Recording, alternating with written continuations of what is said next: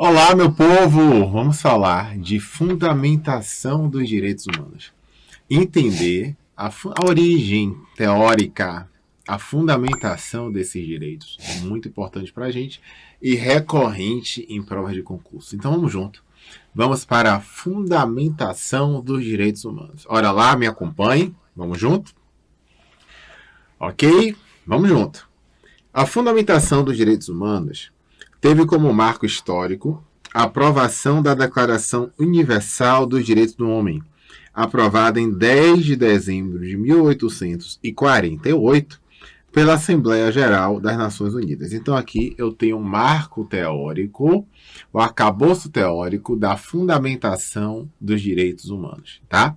Isso cai com muita frequência em prova. As bancas adoram cobrar da gente o documento que marca um determinado momento histórico. E aí, quando a banca falar de documento que marca a fundamentação histórica dos direitos humanos, eu vou para esta carta, eu vou para este documento, eu vou para esta Declaração dos Direitos do Homem de 1848. Então vamos junto. Construção justnaturalista. Tem-se que os direitos humanos, antes de serem positivados nas declarações de direitos e nas próprias constituições, constituíam verdadeiros direitos morais que eram intrínsecos com a própria existência humana. Então vamos juntos. Olha, quando eu falo de concepção justnaturalista, eu estou falando de um direito que tinha como base o natural. Quando eu falo da teoria justnaturalista, eu estou falando desse direito natural, desse direito proveniente da natureza e que terá algumas características que nós vamos conversar. Veja que direito natural se demonstra como um direito oposto ao direito positivado. Por que, professor? Seja mais claro. Meu povo, nem sempre nós tivemos os direitos humanos positivados em acordos, em convenções, em constituições. Quando a gente fala de direitos do homem, né, porque essa nomenclatura foi utilizada durante muito tempo, hoje a gente utiliza a nomenclatura de direitos humanos, até mesmo para que não fique estigmatizado apenas o homem ou a mulher, né? Então, direitos humanos. Quando a gente fala desse direito, ele já remota até mesmo antes de Cristo. Né? Quando a gente fala, por exemplo, da lei de Talião, né? Do Código de Hammurabi, especificamente, da lei de Talião, do olho por olho, dente por dente, nós já tínhamos ali um senso de justiça. Pelo amor de Deus, professor, senso de justiça no olho por olho, dente por dente, sim. Nós tínhamos um senso de justiça ainda que primitivo, né? Falar dessa concepção humanitária ainda que de forma primitiva, mas nós já tínhamos essa concepção. E quando nós trazemos isso, inclusive para a origem bíblica, também para a própria Bíblia, no respeito ao próximo, né, no amor fraternal, nesse sentimento de irmandade, a gente já tem nesse documento, na própria Bíblia, essa noção humanitária muito, muito presente também. Tá? Então, quando a gente fala de direitos humanos, remota a séculos e séculos e séculos e séculos passados. Nós não tivemos, por muitos e muitos séculos, os direitos humanos positivados em acordos. Esse momento da positivação desses direitos remota principalmente à Segunda Guerra Mundial. Com o advento da Segunda Guerra Mundial, a gente tem um processo muito marcante, que é o processo de internacionalização dos direitos humanos. Tá? Deu até vontade de morar o bico, ó. Internacionalização dos direitos humanos.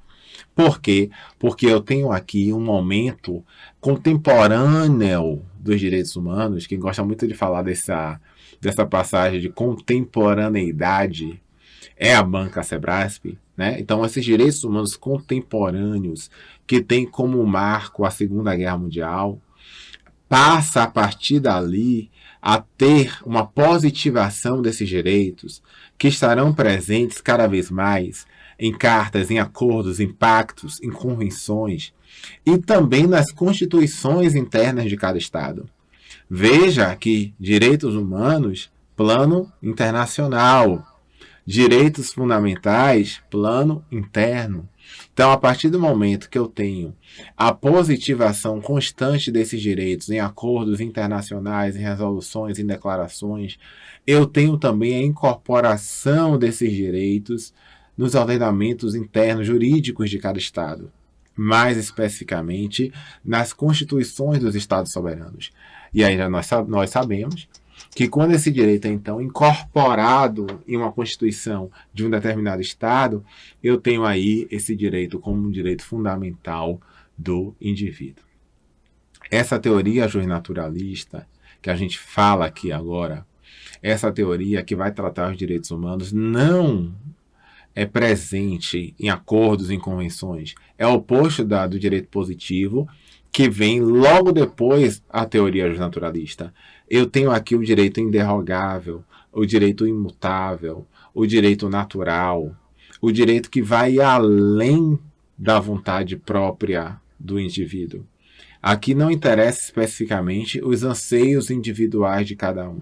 Aqui é um direito que não permite mudanças. Aqui é um direito que é inderrogável, aqui é um direito que é natural, aqui é um direito que é imposto ao indivíduo. Tá? Eu estou falando aqui da teoria justnaturalista. Vamos avançar. Os direitos assegurados e positivados são consequência de reivindicações e das lutas pela afirmação dos mesmos. Isso me deixa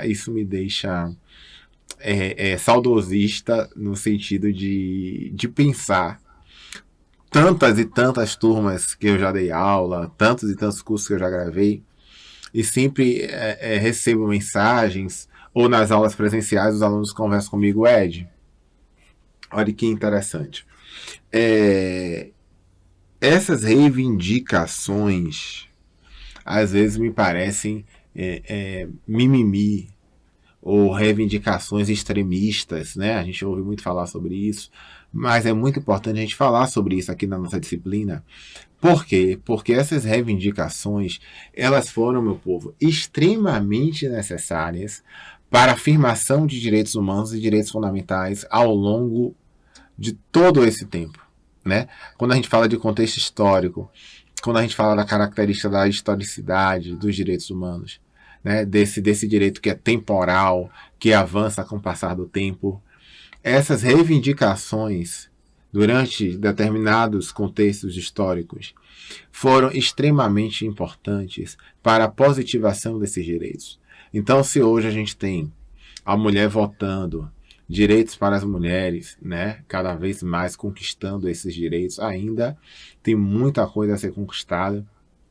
Quando a gente fala do direito dos negros, quando a gente fala dos direitos a LGBTQI+, quando a gente fala de todos esses grupos em situação de vulnerabilidade, né, da pessoa com deficiência, das crianças, que precisam dos idosos, que precisam de uma atenção maior, a gente fala de direitos que foram reivindicados com o passar do tempo.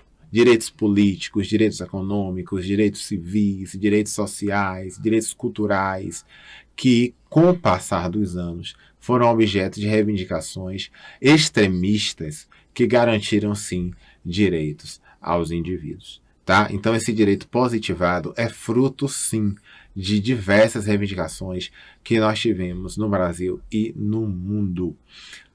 Trazendo para a sua prova, quando eu tenho um direito mutável, quando eu tenho um direito positivado, que permite a participação social, a participação do povo, seja por meio de reivindicações, seja por meio de plebiscitos, referendos, que o povo é ouvido, audiências públicas, consultas públicas. Quando eu tenho uma Constituição Federal que representa a vontade do povo, que o povo é soberano, que o povo é titular do direito, que eu tenho representantes que são eleitos para representar a vontade desse povo, eu tenho um documento positivado que permite mudanças completamente diferente do direito do naturalista, que vai ter essa característica da imutabilidade, de ser um direito inderrogável, de ser um direito posto, tá bom? Então vamos junto, vamos avançar. A fundamentação ética dos direitos humanos fundamentais consiste na consideração desses direitos como direitos morais, resultado de uma dupla vertente. Uma vertente ética e uma vertente jurídica. Ética jurídica, até mesmo porque, quando a gente fala dessa ética, a gente fala de pensar a moral no âmbito coletivo. De seja mais claro, de olho na questão direta de forma objetiva. Quando eu tenho esse direito ético e jurídico, essas duas vertentes dos direitos fundamentais, o que é que eu tenho? Eu tenho um direito positivado, um direito que juridicamente é posto, que pode ser cobrado, deve ser garantido ao indivíduo, tranquilo, e eu tenho esse direito que, além de ser um direito posto, de ser um direito positivado, eu tenho a questão da própria ética também. Porque quando eu tenho ética, eu tenho a racionalização da moral. Por quê? Porque moral tem caráter individual. Moral é fruto daquilo que você conceitua como sendo certo ou como sendo errado. Isso é interessante a gente falar. E quando eu trabalho de forma ética e trazendo isso para essa teoria, eu pego a moral pública, penso sobre ela, reflito sobre a moral e penso essa conduta no coletivo. E eu penso essa conduta no todo. Porque agir de forma ética é colocar-se no lugar do outro. Então, por mais que por questões morais, essas questões morais podem ser influência da família, pode ser uma influência religiosa. Veja que moral tem muito a ver com os grupos sociais nos quais nós estamos inseridos. Mas se eu pego o conceito da moral, certo ou errado, veja, preste atenção em mim. Essa moral vem de conceituar o que é certo ou errado. Racionalizo, penso sobre essa moral, reflito sobre essa moral, trazendo para o contexto do coletivo, eu tenho então uma conduta ética. E além da conduta ética, eu tenho uma conduta jurídica. Porque ela é posta, porque ela é positivada. Vamos junto.